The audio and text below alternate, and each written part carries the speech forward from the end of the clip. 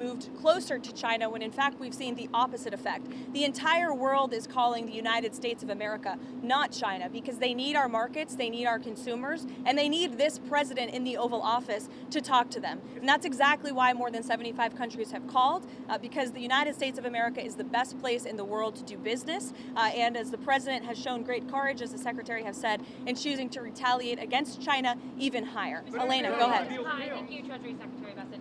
Can you explain more of the decision making on what feels like a reversal here? I mean, just these went into effect less than 15 hours ago, these tariffs. Why the pause now? What led to that? No, again, President Trump created maximum negotiating leverage for himself, and which tariffs went into effect 15 hours ago. The ones that we have lowered went into effect a week ago. They were announced a week ago, and we've just been overwhelmed by the response from mostly our allies who want to come and negotiate in good faith. So we are expecting them to come with their best deal. As I said a week ago today, don't retaliate, hold your ground, let's see what happens. And China, they kept escalating, and now they have 125% tariffs that will be effective immediately. Mr. Secretary, Go ahead. Mr. Secretary, thanks so much for doing this. The 90-day pause on the reciprocal tariffs, is that because of the whiplash that we've been seeing across the financial markets? How much was, what we saw in the stock markets, a part of this decision? No, it's because because of the large number of inbounds. We've had more than 75 countries contact us, and I imagine after today there will be more. So it is just a processing problem. Each one of these solutions is going to be bespoke. It is going to take some time, and President Trump wants to be personally involved. So that's why we're getting the 90-day pause. Mr. Secretary, there was a tweet that you and Secretary Bessent were in the Oval Office with the president talking about this. Can you talk about what that conversation was like and what you guys said to one another that led to this decision? Look, it's all the president's decision, and the president had a level in mind to raise the China tariffs, and then he had the essentially the 3-month pause in mind, and we were discussing the exact wording.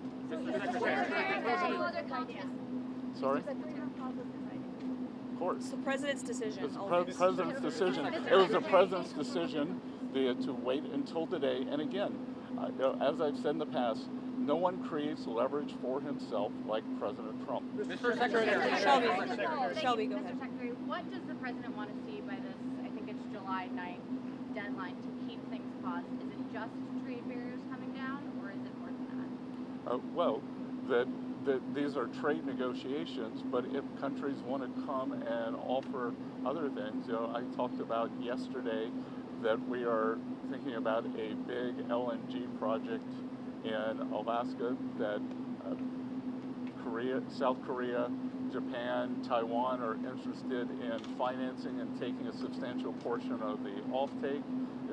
But again, in essence, that is trade because it will decrease the trade deficit that we have with those countries. So everything's on the table. Raquel, go ahead. Secretary, a clarification on the pause. What happened to those countries who just had 10% baseline tariffs, like Brazil and others? Are they still going to have this 90-day pause? Because you were saying that there will be a tariff of 10% for others. So what happened to those who just had a 10%? Yeah, that's going to remain.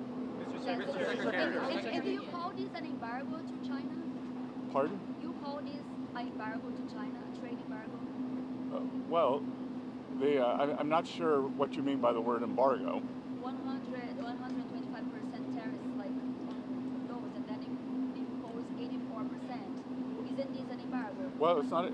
It's China's decision that we have the deficit with them. They sell us almost 5 times what we sell them. So again, I think it's an own goal by China. Mr. Secretary, Meredith. Mr. Secretary, does this signal that you're confident that you're going to be able to strike a satisfactory deal with all these 75 nations that have approached you? It signals that President Trump cares about trade and that we want to negotiate in good faith.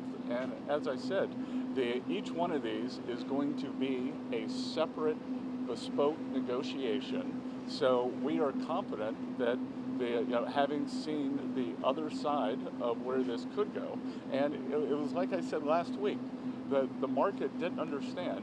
Those were maximum levels. The countries can think about those levels as they come to us to bring down their tariffs, their non-tariff trade barriers. We're going to discuss currency manipulation, subsidy of labor, and industry. Secretary, as far as you, will the pause also apply to the sectoral tariffs that the president has announced, pharma, lumber, anything else? No, it's on the So those reciprocal. will still be coming here soon, right? Correct. Secretary, as far as the negotiations with the 75 Andrea, go countries, ahead. Mr. Secretary, so I want to ask you about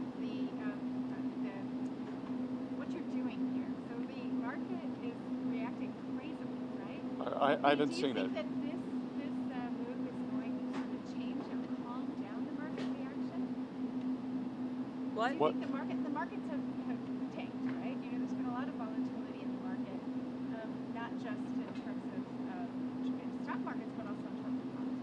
So will this move, in your mind, do you anticipate that this is going to calm the markets down? Well, I think what we've seen, I think the willingness by more than 75 countries to come and negotiate, I think now the market understands that everything they saw last Wednesday was a ceiling, and now we have a 10% temporary floor, and I think the market, my 35 years in the market, I always wanted certainty, so I think we've got more certainty. But Mr. Secretary, Maggie, go ahead. Mr. Secretary, why do people assume this is the last word? The president began this morning saying, be cool. 5 hours later, he announces a new policy. Why will investors in the market assume that this is it? Because, again, as I said, we've given 90 days, and the only certainty we can provide is that the U.S. is going to negotiate in good faith, and we assume that our allies will too. And in terms of certainty, we will see what China does, but what I'm certain of is that what China is doing will affect their economy much more than it will ours, because they have an export-driven, flood the world with cheap export models, and the rest of the world now understands, because when we put up our tariff wall, those exports were already flowing to the rest of the G7 and to the global south. And you think Mr. that Secretary, Mr. Secretary, how much of this decision was driven by the bond market cratering overnight? What is happening with bonds? Is China selling their bonds? I have nothing that says that, and we actually had quite a good 10-year auction today, and all this was, again, this was driven by the president's strategy. He and I had a long talk on Sunday, and this was his strategy all along, and that, you might even say that he goaded China into a bad position. They responded. They have shown themselves to the world to be the bad actors, and we are willing to cooperate with our allies and with our trading partners who did not retaliate. It wasn't a hard message. Don't retaliate, things will turn out well. What's your message to There's the a Politico article Mr. saying that Secretary, the countries weren't getting these calls back. negotiations with these 75 countries, how long will that take? Will it be a matter of weeks? Will it be a matter of months? Do you expect financial markets to be stable during that time period? Well, we've started with a 90-day pause, and we will see if more countries turn up, what will happen. But we have a meeting with Vietnam today, and we have one of the largest trade deficits with them, so I'm hoping it will move in a good direction. I was at the Japanese ambassador's house last night for the Cherry Blossom Festival, which was quite festive, and he and I had a good chat. They are going to send a deal team over. So we'll see. These are complicated negotiations. These are imbalances that have taken decades to create. But I think having seen the maximum level that Donald Trump is willing to go to, President Trump has created this negotiating leverage. Excuse me, everybody. Excuse me.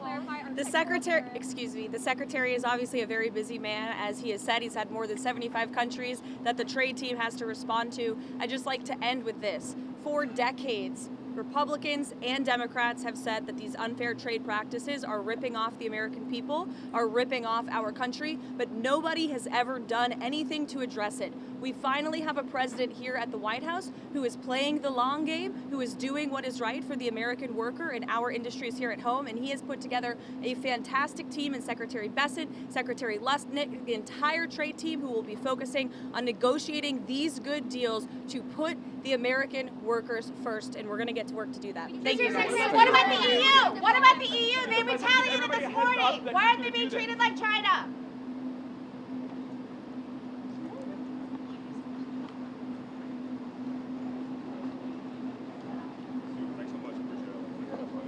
Hey, Elena, can I get that sticker? Thank you, Press. Thank you, Press. Thank you, Press. Call the guy for us to go outside? Yes.